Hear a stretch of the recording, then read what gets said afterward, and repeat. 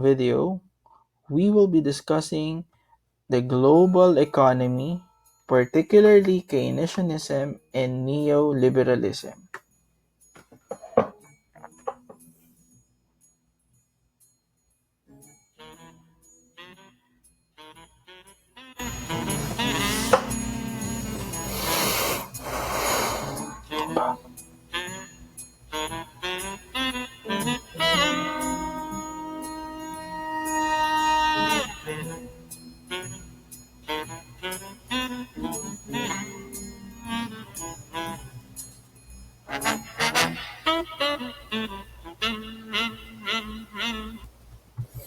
Intended learning outcomes: define Keynesianism and Neoliberalism.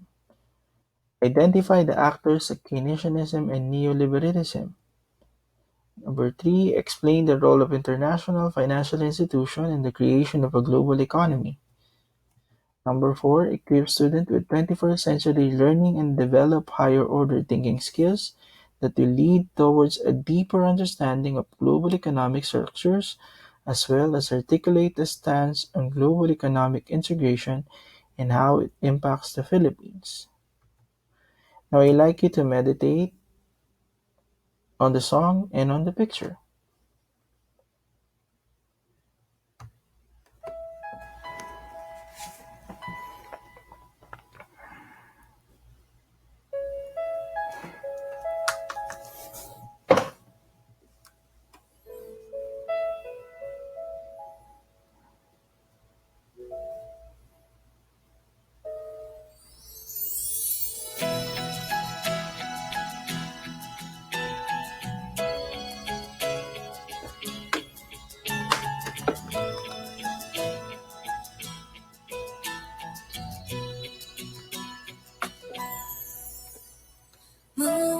무엇이 똑같을까? 콩콩콩 사랑이 똑같이 콩. 우리 둘은 만나면 콩콩콩. 양치를 할 때도 콩콩콩콩. 떨어져 있을 땐 더 크게 콩. 너랑 나랑 또 무엇이 똑같을까? 노래고 싶어. 별의경 별자리 그런 거 말고 진짜 너 세상 누구도 모르는 너 이해해줄래?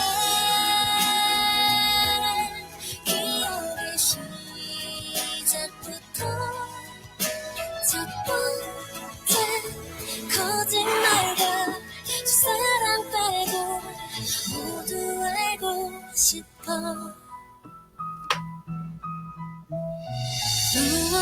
무엇이 다른 걸까? 이 빼기 1은 딱 1이지만 너를 뺀 난 하나가 아닌걸. 널 보고 있을 땐 가슴 떨려. 보고 싶을 땐막 가슴이 울려. 단 하나의 오직 하나가 되고 싶어. 노래고 싶어.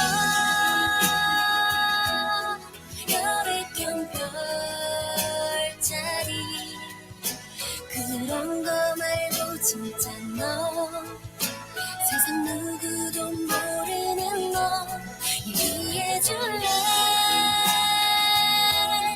기억의 시작부터 첫 번째 거짓말과 첫사랑 빼고 모두 다 내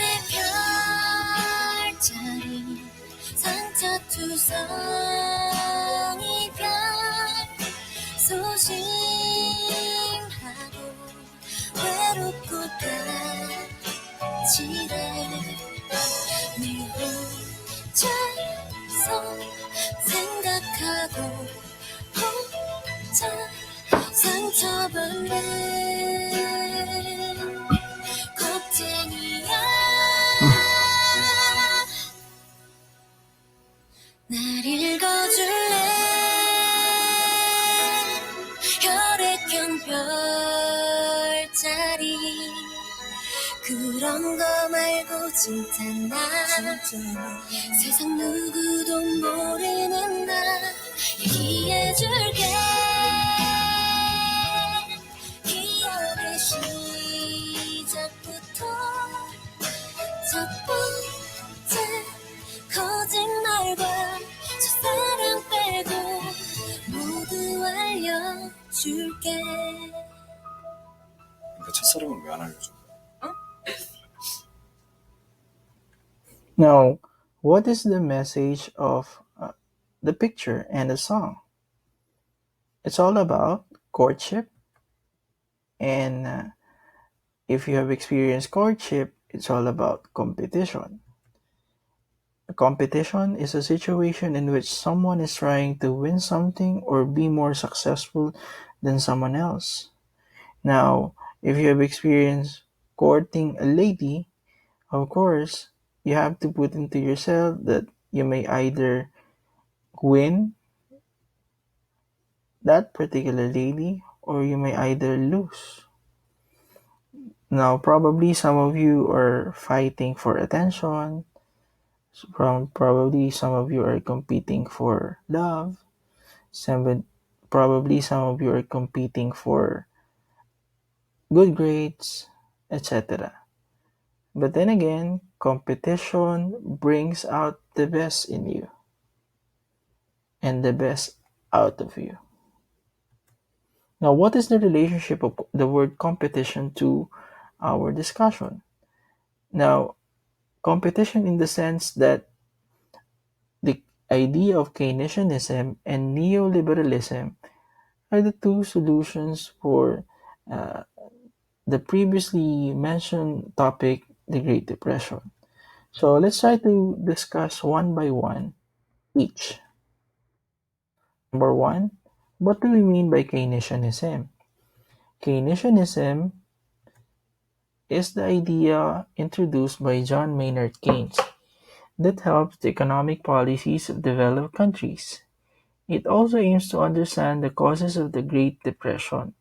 So, through John Maynard Keynes' ideas, Keynesianism, he was able to understand why the Great Depression happened.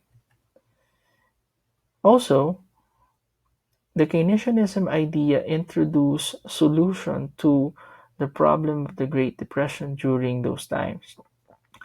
Now, according to the idea of Keynesianism, government must intervene with that particular situation by helping Americans, by helping the people, by the means of providing them money for them to be able to purchase products, goods, and services that they need.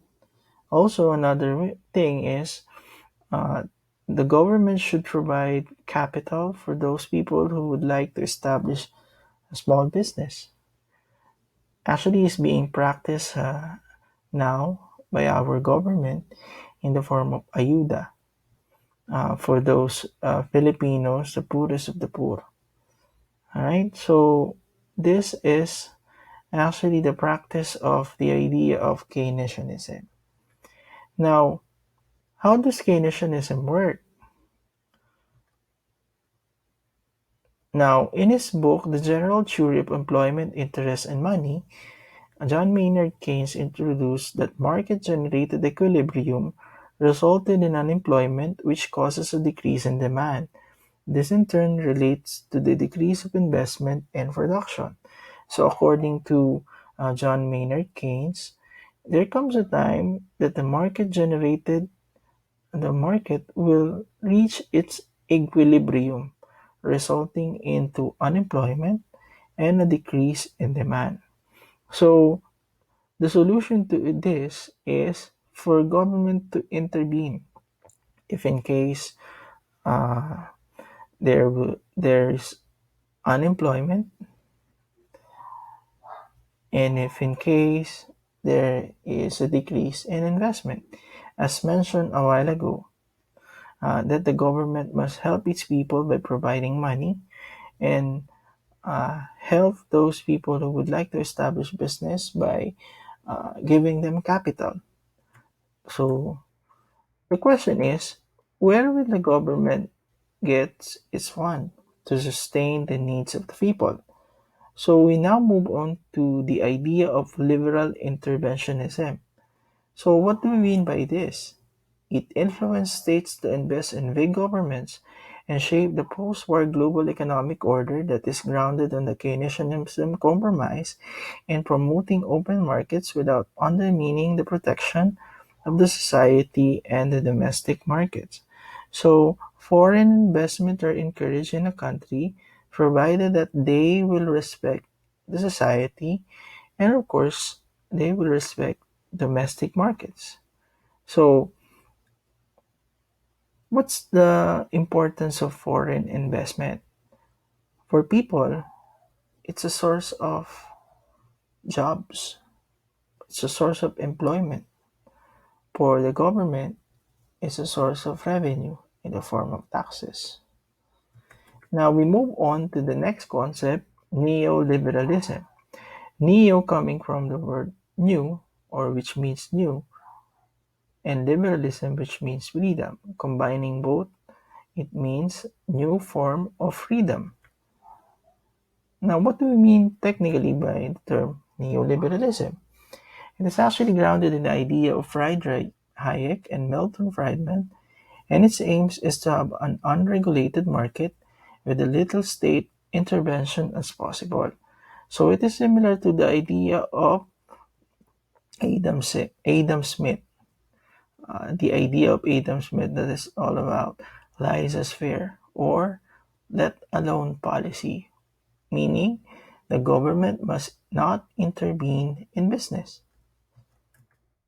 It involves the market to take over and services that ought to be provided by the government. Sometimes, uh, in this particular concept, the investors or the investment usually takes uh, the responsibilities that is supposed to be provided by the government.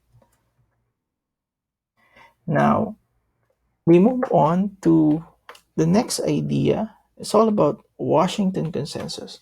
Now, before we discuss this, we are discussing in this particular topic the global economy. The question there is, what is the relationship or how does economies of countries around the world interrelated with one another? How do the economies of countries around the world interrelate with one another? So you'll be able to answer that by simply explaining the definition of Washington Consensus. Now, what is the Washington Consensus? These are set of 10 economic policies, prescription for the recovering and crisis-ridden countries, implemented by Washington-based institutions, the IMF, World Bank, U.S. Treasury. This term was coined by John Williamson in 2004, which constituted the following: Number 1, fiscal discipline. Number 2, reordering of public expenditure and priorities. Number 3, tax reform. Number 4, liberalization interest rates. Number 5, competitive exchange rate. Number 6, trade liberalization. Number 7, liberalization of inward foreign direct investment. Number 8, privatization. Number 9, deregulation. Number 10, property rights. These policies were attached to loans by member countries of IMF and World Bank. Now, let's go back to my previous question. How do you think the economies of countries around the world interrelated with one another? How? Simply as simple as if those countries have an existing loan in IMF and World Bank. So technically speaking, those countries are dependent and being dictated by World Bank and IMF. So their economies are interrelated with one another because they are dictated by one or similar lending institution. See? So they have to follow all those conditions for them to receive the loan. You see, loans or debts is similar to a snake bite.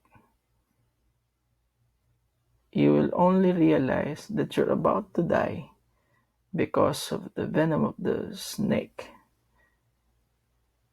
when you experience numbness, when you experience an excruciating pain, high fever, similar in having huge debt. You'll only realize that you are sunk to the bottom of your debt if you cannot pay the high interest of your debt.